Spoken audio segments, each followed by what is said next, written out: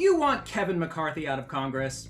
Here is the woman who is going after his seat. Marisa Wood is a public school teacher. She's a mother, a grandmother, and she is running for Congress in the 23rd District of California, a seat currently held by Kevin McCarthy, a fervent disciple of former President Thumbhead.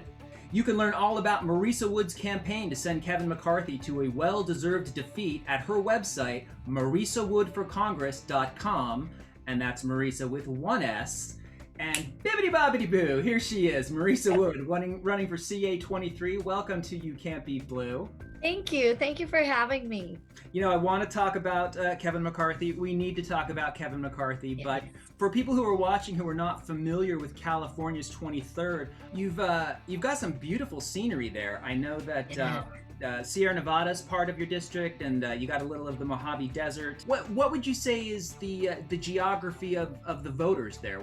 You know, it's a mix for sure, but I think it's the same as all across the country. We have people a lot of hardworking folks just like me, working 40, 50 hours a week in a job. I'm blessed to have a job that I love and just trying to make ends meet. And we care about issues like, are we going to get access to healthcare? You know, am I getting a wage that's dignified that I can provide for my family, even if I'm just a single income?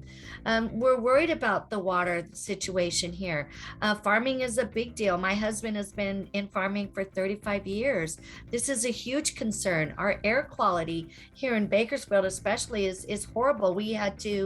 Several times we have to call our kiddos in, not let them go outside because the air is so horrible. And those are the issues, like I said, that really, really resonate with our folks here. Let's talk about the big elephant in the room, and that's Kevin McCarthy. He benefits from being in a very red district. If you had to describe Kevin McCarthy in one word, what would that word be and why? Dangerous. Kevin McCarthy is dangerous because he puts himself over democracy. He has put himself over the people in his district who need him. I have taught for 21 years in a school where my students have received, 88% of them receive free or reduced lunch. 10% of them are from migrant families. 13% of my families are homeless. Kevin McCarthy doesn't care. He has consistently voted against any sort of legislation that will benefit those people. His arrogance and his contempt for the people in his district is dangerous.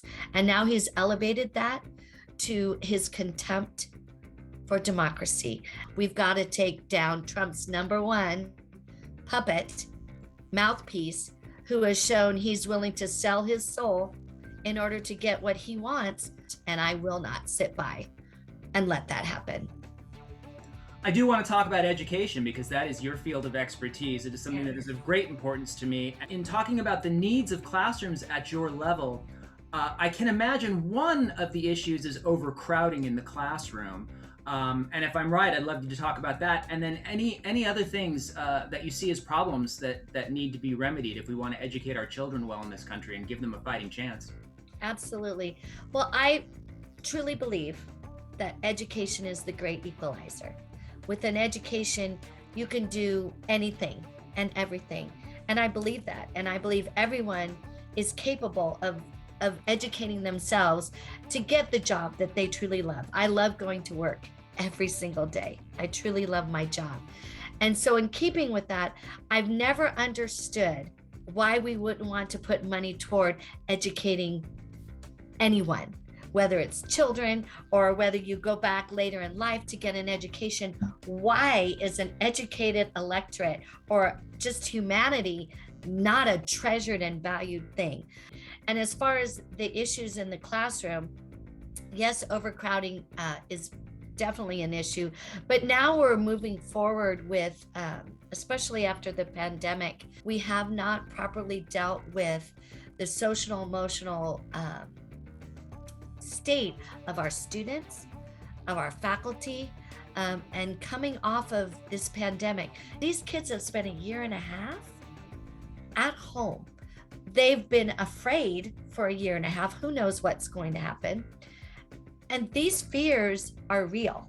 And moving forward with education, a huge part of it has to be a social emotional awareness in terms of our lesson planning, how we're providing a curriculum for this as well, in terms of our relationships with our students and our discipline, relationships between teachers. Education has to move and change. A student who is happy and safe is a learning student. So as far as education, the biggest issue I see moving forward is just an understanding that we have to meet our kiddos where they are, and social emotional awareness is a big part of that. I think that's great, and I hadn't really thought about it that way, but that's enormously important, and I appreciate your perspective on that. So thank you so much for what you've done for thousands of students who have gone through your district there. And now we're going to talk a little bit about your personal education, because this is your first campaign. We always have to have a candidate on our side. I don't care what district in the United States it is. It's progress. And some districts, it's slower than it is in other districts. And that's just a fact. But those districts need to be attacked. Yep. And you are doing it for California's 23rd. I cannot sit by and watch this dangerous man with his dangerous cohorts try and attack our democracy. I can't. You are a righter of wrongs, and I think that's wonderful. We need people like that in this world. What has surprised you the most in assembling your campaign and launching this attack for Kevin McCarthy's seat? For anyone out there that might be thinking of running in 2024, just like you, what do they need to know? I was very fortunate to get some very sound advice, and I was able to work with the DCCC. They did help me put together my campaign team. But you have to be willing to, I think, put in that time and understand that, as great as my conviction is and as righteous as I believe my cause is, which I do, I still have to put in that work, and I have to raise the money in order to prove my viability to, the Emily's List and the, DCCC to endorse me, and all these people to endorse me and really get the big money that I will be able to put into effect.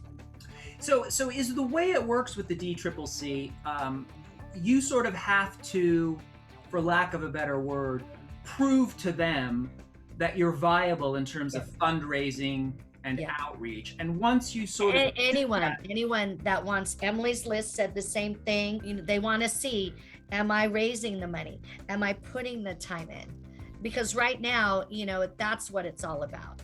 The biggest thing is, can I raise the money? Can I get enough people to support me? Well, I'm gonna help you out right now by doing your whole social media roster for everybody who's watching. MarisaWoodForCongress.com is the website, at 1R, 1S. That is also the destination for Instagram and Facebook. Marisa Wood for Congress. Twitter, a little bit different. Marisa Wood, CA, is where you can find her in Tweetland. And listen, I can't tell you how much it means to me that you've taken this fight up. I appreciate the opportunity. Thank you, Gary. Marisa Wood, she is running for CA-23, Kevin McCarthy's seat. Thank you so much for being a part of YouCantBeatBlue today. My pleasure. By the way, good luck with everything you're doing. Thank you. I'm so thrilled for you. Okay. Thank you.